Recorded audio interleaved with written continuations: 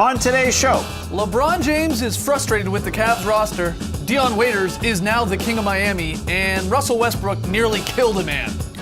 live from Fan Night in Toronto, Trey joins us with some goodies from Raptors shoot-around.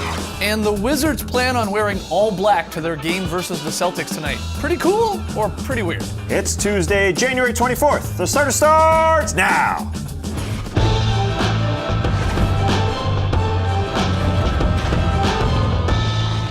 Good evening, Sweet World, and welcome to The Starters. Whether you're listening to the podcast or joining us live right now on NBA TV or later on YouTube, we're happy to have you. I'm Jay Skeets, and alongside me, as always, that's Tas Mellis. Let's NBA. To his right, the international man of mystery, taking it to the max, Lee Ellis. Friend. Lily. And last, certainly not least, joining us live from Toronto, it's the honorary Canadian, Trey Kirby. TK!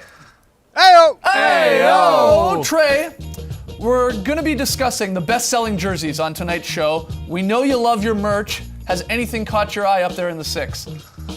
Well, as usual, I went down to the team store, and I gotta say, the Raptors have some really great stuff. I saw some cool long tees, some cool flannels. There was a $200 suede Drake hat. Whoa. But the favorite thing I saw was this black and gold Raptors ball claw logo blazer. Lee, this is pretty swaggy. If you want me to pick you one up for All-Star, I can do it. It's only $140. Very affordable for a black and gold blazer. Hey, if you bring it back, I will definitely wear that. Yeah, I like that idea. In fact, Trey, we're going to talk to you later in the show, but maybe go swing by Real Sports there, pick that up for Lee in advance, and then we'll maybe see it on you later. I don't know. All right, sounds good. I'll go grab a jacket. Okay, good stuff. All right, look.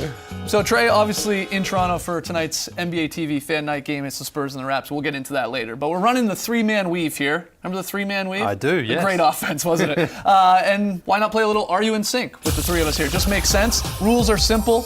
I'm going to hit Tas and Lee here with a question. We're going to count them down. They'll fire off their answers at the exact same time. If you guys are in sync, Swaggy P will join us here. There he is.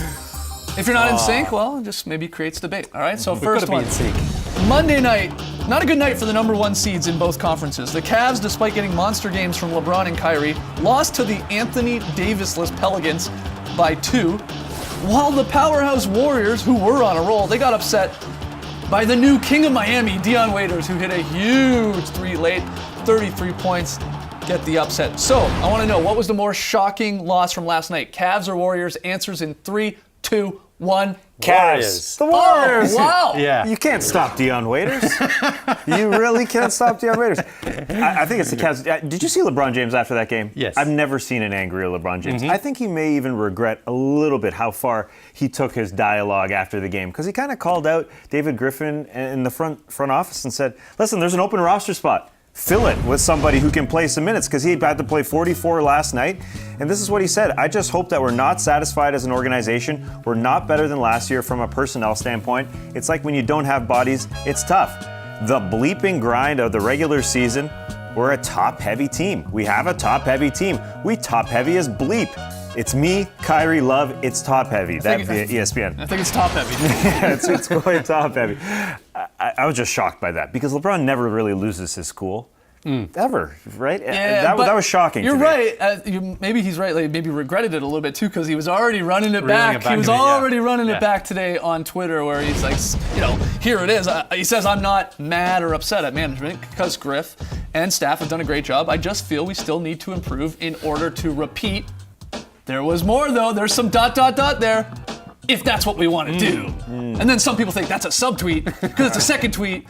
And what's he saying there? The rule here, of course, is never tweet, even when you're apologising. Okay. It was an incredible upset, but I think the Cavs have got to blame this themselves, because they came out sluggish last night. They didn't look good at the start, and they're not playing that well right now. They're in a bit of a slump. So even though Anthony Davis wasn't there, I think the Cavs thought, we've got this easy win, and they went out, they were complacent, and it cost them in the end. Also, the Pelicans played probably their best game of the season. They were on fire from downtown. Sure. Everyone looked great.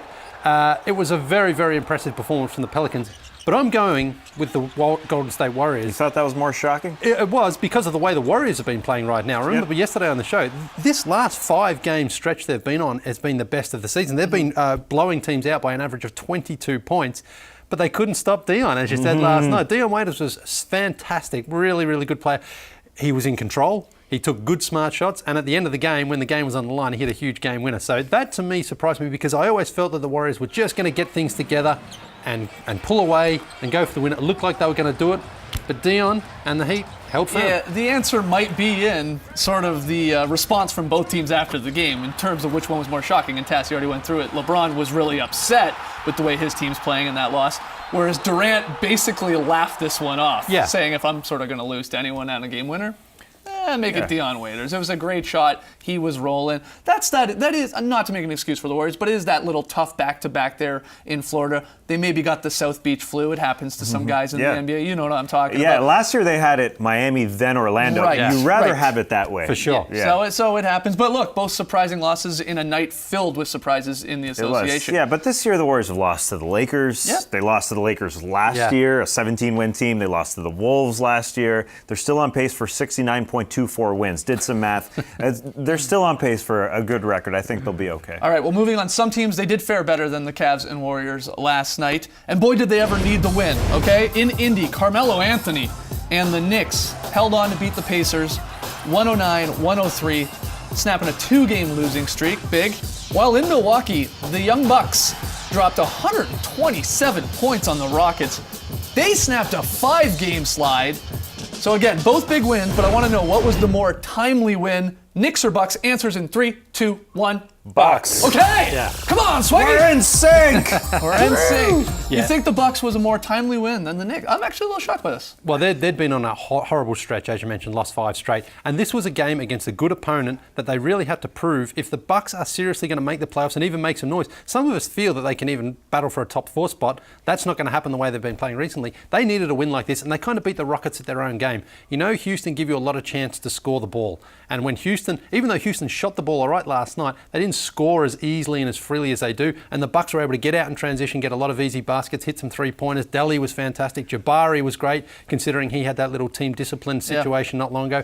Really good, solid performance from the Bucks. It was an incredible performance by Jabari Parker. After being benched, going to the bench for his last game, he came out and had a great game. And to me, this is a little like Tim Duncan retired, had the retirement ceremony last month. Greg Popovich came out and said, I want to thank Tim Duncan for allowing me to coach him, for getting on him. And Jason Kidd, you know, he reprimanded Jabari Parker in that instance. A couple of years ago, he did the same thing with Giannis Antetokounmpo. Giannis treated it perfectly, just like Tim Duncan did with Greg Popovich. He said, you know what, Jason Kidd probably has the best out for me. And that's why Jabari Parker has to fall in line with Giannis Antetokounmpo. He was also there 2015 when it happened. It was perfect. It was a perfect night for the Bucks. As far as the Knicks go, do they want to win? You know, do they actually want to win? Because they're just on a train of mediocrity mountain. I mean, what do they want to do? They can barely win now. Do they want to be 500? Come with a great possibility of making the playoffs come the trade deadline? So they keep D Rose, they keep Carmelo Anthony, and maybe lose D Rose in the offseason for nothing. It's almost like, wouldn't you rather lose a few games and have to make a trade because they don't have a lot of prospects right now? I think the more timely win was the Knicks because they had a 17-point lead and they nearly blew it again with horrible passing, brutal shooting, no defense there, but they got it done in the end and Melo hit the big shot. Jeff Hornacek was quoted after the game as saying, if we lose another one like that, and what he means by that is, of course, another close game, the guys probably would have quit and called it a year. If the Knicks lose maybe last night, he's saying everyone just like, that's it, we're done. We can't win a close game. So in that way, it was maybe more important, but both teams obviously needed the W. All right, final one here, guys. We had some spectacular misses in the NBA last night, starting with Joakim Noah, who shot one of the worst free throws you'll ever see. And even he knew it. Yeah. And of the different miss variety, Russell Westbrook, he nearly killed Defensive Player of the Year candidate Rudy Gobert with a dunk, but he doinked it, so both missed it. This is a tough one, I think, but what's the more enjoyable miss? Noah's free throw or Westbrook's dunk attempt? We're going to be in sync. Answers in 3, 2, 1. Westbrook. Wow! I knew it. I really? knew it. Yeah, we don't want to see that painful free throw again. That's exactly right. That free throw you cringes you inside because you're like, oh, that was ugly. Westbrook's attempt was spectacular, even though he misses it. Rudy Gobert gets a block on the play. Let's be fair on that as well. Yeah, look, he challenged him. That's the thing about Russell Westbrook is he looks at the guy who's the best rim protector in the league right now and just says, I'm just going to try to dunk on you. He didn't get a piece though, did he? Well, according to the official box score, he did. Yes. Yeah, So sure doesn't look like it in the replay, but he no. was credited with that, so I knew what you meant. You agree with that one? Yeah, Joakim, did he have the shortest peak in NBA history? It was really, and I want to go back to it. It wasn't that long ago, in 2014 when he was Defensive Player of the Year. It just seems like it would be so tough for him to find that again. You know, I thought coming into the season that we'd see a little bit more of it. Even his free throw shooting has fallen off like crazy because he used to be a decent free throw shooter. It's wild. All right, when we return, Trey Kirby joins us live from Canada, eh? Get us all set for tonight's Spurs-Raps game on NBA TV. Don't go anywhere. Hey, don't go anywhere, you hoser. Did he change the way he spells his name when he's up there?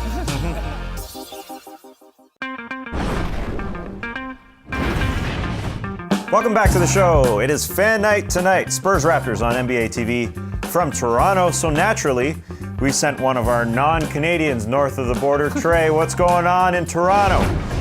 Ayo! Ayo! Can you please tell everyone that it's not that freezing in Toronto? Because all of our colleagues after All-Star Weekend think it's minus 60 there every single day.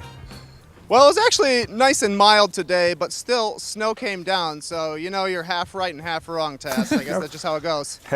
Everybody gets a double-double. That's half and half, right? I don't know. That's right. That is totally incorrect. Either way, great intro, great weather talk. Kyle Lowry is slumping the last 3 games, and he's got no DeMar DeRozan beside him tonight. What's going on with Kyle? Well, Kyle's in the midst of the best shooting season of his career, but like you said, he's struggled lately. So earlier today at Shoot-Around, I asked him how he gets back on track and how he became one of the better three-point shooters in the league in the first place. A little bit of a shooting slump lately. When that sort of thing happens, do you change up your routine or you just kind of ride it out knowing you're going to start hitting again eventually? No, it's just going out there and get some extra work in, going to the gym a little bit earlier, going back in a little bit later, and going hard. You know, you can't go, 2 hours, but you can go, 10, 15 minutes hard, get some shots up, and just believe in your work. So at the end of the day, I know I'll be fine.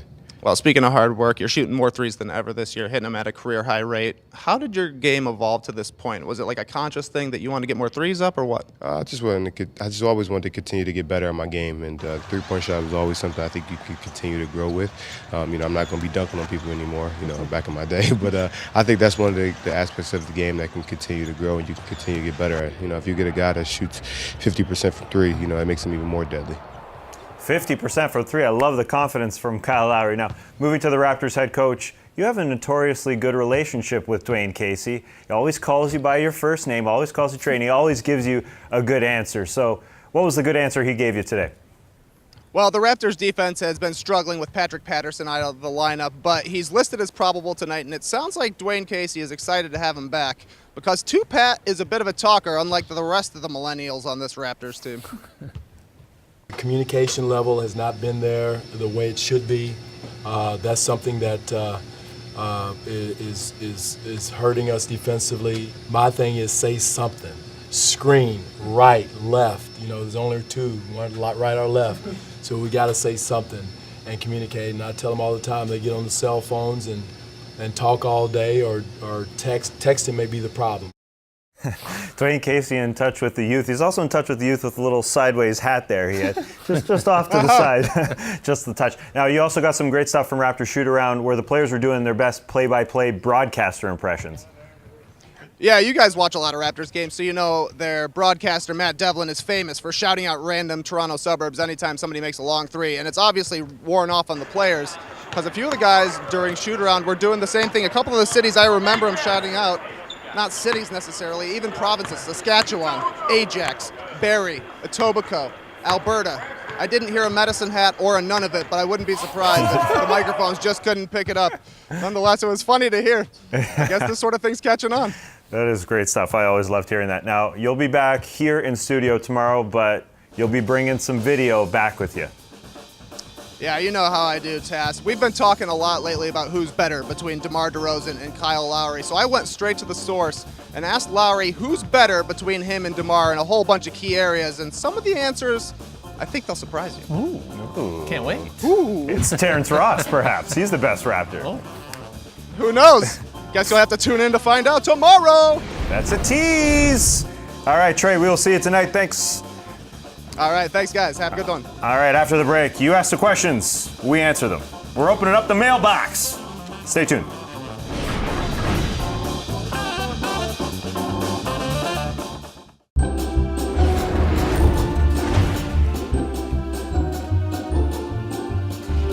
Back with the starters, opening up the mailbox. It's been a while. You guys are great, though, at sending in your questions. Keep them coming. The starters at NBA.com or hit us up on Twitter, #the starters. We got a couple here. First one from Charlie. He writes, so the Washington Wizards are planning to wear all black to tonight's home game against the Celtics. As you know, the last few games between the two have been a little chippy, so I guess this is the Wizards' way of sending some sort of message. But what do you think about the all black everything? Pretty cool or pretty weird? Lee, I mean, you should really answer this one. The Wizards coming dressed to the game in all black. They're not wearing black uniforms, as some have sort of mistakenly pointed out. What do you think? This is pretty weird. Pretty weird. No doubt about it. Yeah. Why? Because if this affects the on-court product, and as far as they win the game, then great, do it all the time. But if they do this and then lose at home to one of their rivals, then what does it really count for? I don't quite get what this message sends to the other team. You're dressing in black, like, oh, we're intimidating you or something. I have no idea about the message, but I don't care. I like it because it's just the start of a little bit of a rivalry. Yes! I will take anything. It doesn't matter how silly or weird it is, if it's cool, if it's weird. It doesn't matter. If it means rivalry, if it says that we're having a rivalry in the NBA, I'll take it. Yeah, because we've had flagrant fouls, technical fouls. Last year we had a with these coach two teams, chirping with a player. We've had apparently extra security back in the locker room to sort of keep these teams apart. Now we got all black everything. Maybe they're playing I'm fine RU with in it. sync. They're getting really close with their noses now. Well, they were in sync then, weren't they? Maybe that's it. This is unbelievable to have this type of animosity for a regular season game in January between two teams who are not elite teams, good teams, but maybe not elite teams. It's quite strange, but I love it. I love it, yeah. In the Eastern Conference, the Raps are the second seed holder, but there is a spot, to be grabbed up there in the Eastern Conference below the Cleveland Cavaliers, and the Celtics are obviously up there, and the Wizards are making their the Wizards name. would have been there early in the season, but they've certainly picked it up, especially at home. They've won 13 straight at home. It should be a good game. Again, Celtics-Wizards tonight. All right, moving on. Hey, guys, love the show. Apparently, Spurs guard Jonathan Simmons and Celtics rookie Jaylen Brown have been invited to compete in the 2017 dunk contest. What do you think about those potential invites? And is there anyone else besides LaVine, Eric Gordon, and Trey Kirby that the NBA should ask? This cue from hilariously named Mr. Springy. All right, What do you Mr. think? Springy. First, we're all praying that we get a Zach LaVine and Aaron Gordon return. Right. First and foremost. If you're going against those guys, you got to be confident if you're the underdog. And I think Jonathan Simmons and Jaylen Brown are confident. Jonathan Simmons, the way he started his NBA career was a walk-on as a D-leaguer, so he's got to be confident. And this guy wears short shorts. That's confidence, baby. So, I think they're two fairly good picks. Watching the possibilities of guys, all the prospects of guys, I think these two are definitely worthy, capable guys. Yeah, I only worry if they're in-game dunkers and maybe not dunk contest dunkers. I have no real idea or no way to back that up, but I don't think anyone's going to beat LaVine or Gordon anyway, so we're going to need at least two other people to go in this. Those guys are great dunkers. But kudos to them if they eventually do go in. Yeah, I mean, you mentioned you've got to have the confidence. And the guy I'm going with is actually the same guy I've mentioned in our season preview shows, Jeremy Grant. Oh, you're sticking with it? Yeah, because we saw him not long ago throw down a vicious reverse in the game. Look at that. That's nice. And he's had some pretty nice dunks this season. This one earlier on as well, just throwing it down. Nice, I like solid. he's got the ferocity, he's got the power, he's got the creativity. He's also got a bit of flair there as well. And I think you need all those things in the dunk contest. So I would like to see him in it. For a little variety, I wouldn't mind Kay Felder, the Cavs' backup point guard. Wow. A little guy. He's got hops. You go check his college tapes. He's thrown down some monster dunks. And you need a little variety. You got some, those Zach LaVine, Aaron Gordon, fairly similar heights. To have a little guy is always fun. All right, final question here. This one coming from Corey, who writes, the NBA released their top-selling jerseys of the season so far. Got Curry, LeBron, and KD in the top 3, obviously, but were there any surprises in the top 15? It's a good cue again from Corey. There's a look at the top 15 most popular NBA jerseys through NBAstore.com. October through December are the sales. So yeah, I mean, a lot of obviously great players. Is there anyone that shocks you or that isn't there or is there? How low they are? What do you got? Steph Curry at number 1 isn't surprising, but No. the fact that he's leading in 43 states is surprising. He sells more jerseys in Boston, Massachusetts than any Celtics player. He sells more jerseys in Indiana than Paul George. He sells more jerseys in Pennsylvania than Joel Embiid. He sells more jerseys in Texas than Kawhi Leonard and James Harden. That's surprising to me. Only 7 states he doesn't lead in.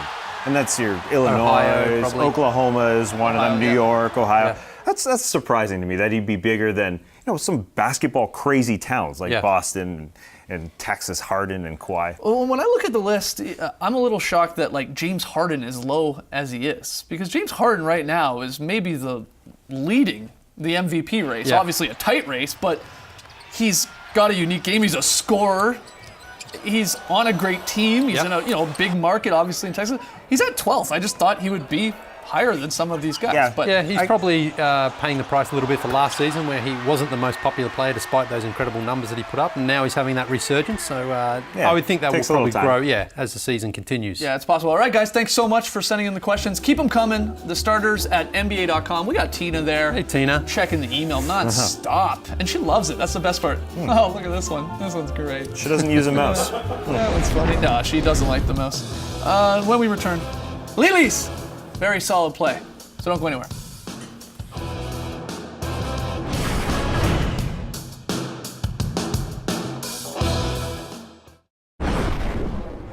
You know, what I really wanted was for the officers involved to be held accountable. And, the whole process opened my eye to a lot of things about the judicial system in America. And it's not necessarily something that I, can have any impact on. So just pursuing the lawsuit, I hope it's a tiny step towards hopefully, achieving some bigger goals in the future of changing a little bit of the way things are done. Watch a new episode of Beyond the Paint tonight at 10 p.m. Eastern on NBA TV. All right, let's get to tonight's picks. Oh boy.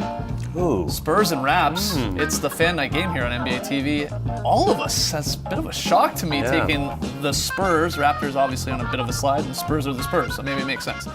Lee, where are we going for the very solid play, man? We're heading down to the Fortress, but it comes from the Clippers and an unlikely source, DeAndre Jordan, dropping dimes here. Look at this one from DJ. Beautiful with Ray Felton.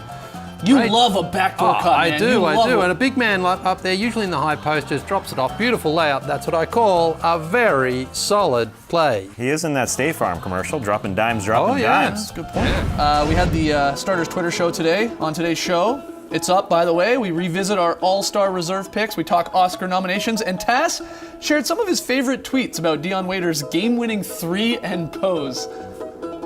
Relating directly to this photo, Sirat Sohi tweeted this image. When you hit stop on the microwave right before it hits 0. Matt Moore tweeted, when you flip that omelet without breaking it. Russ Bankson tweeted, Knicks offered Dion Waiters 5 years, $75 million. I like that one. And Greg Wissinger tweeted, when you tweet real good. There it is. Dion. Huge shot from Dion. Nice. Chilling like that. Yeah. I love it. All right, that's it for us tonight. We'll see you guys tomorrow. Thanks for joining us, folks. And remember, some people prefer dog watching, some prefer people watching. Brace tonight, people.